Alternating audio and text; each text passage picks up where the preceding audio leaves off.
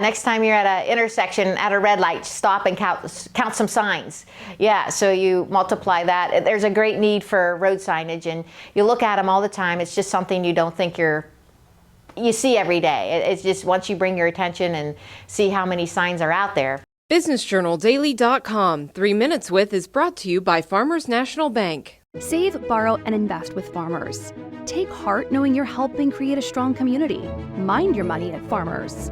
Talk directly to local decision makers about your loans, investments, and insurance. Farmers, fiercely local, fiercely loyal.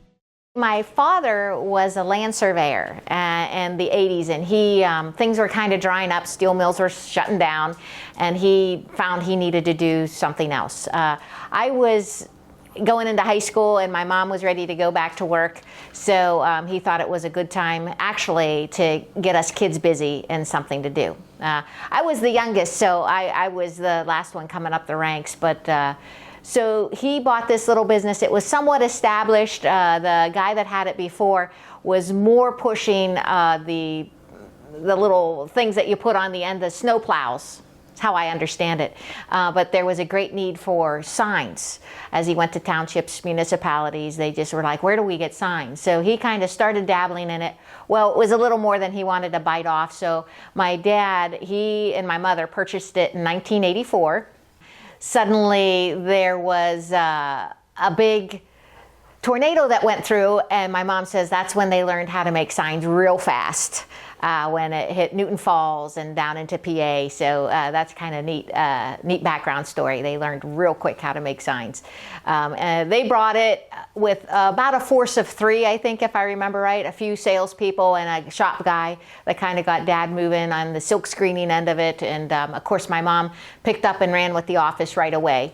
She was, before kids, she worked in plants and such, so I think she was eager to get back and organize things, and she did a fine job because we stepped into something very great that they built up. We laugh because when we'd bring aluminum in, we would get, I would order maybe 50 36 by 36 size at a time, which is a decent sized sign. And my dad said when they first started, they would buy 3 to 4 of those pieces a year. So of course, that's, 35, 40 years ago. So it has grown with just, I guess, getting word out and our abilities of what we can do.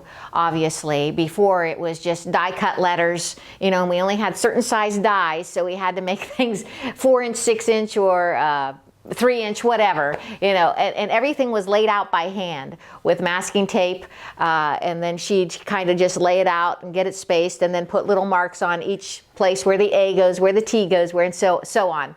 And then she'd tack it down. It was very interesting how far we've come. Of course, there was a whole lot less waste back then because we were die cutting, nesting things all together. But when the plotter come along, you're using that whole 36 by 36 piece of vinyl, so you're wasting all that stuff inside of there, but that's kind of how we've evolved, just with technology, just like anything else. Next time you're at an intersection at a red light, stop and count some signs. Yeah, so you multiply that. There's a great need for road signage, and you look at them all the time. It's just something you don't think you see every day. It's just once you bring your attention and see how many signs are out there. And of course, there's a lot of neglected signs too, because there is some upkeep on these between the weather and the sun, the snow, the salt, that kind of thing. So there always is going to be a need for signs. BusinessJournalDaily.com. 3 Minutes With is brought to you by Farmers National Bank. Save, borrow, and invest with Farmers.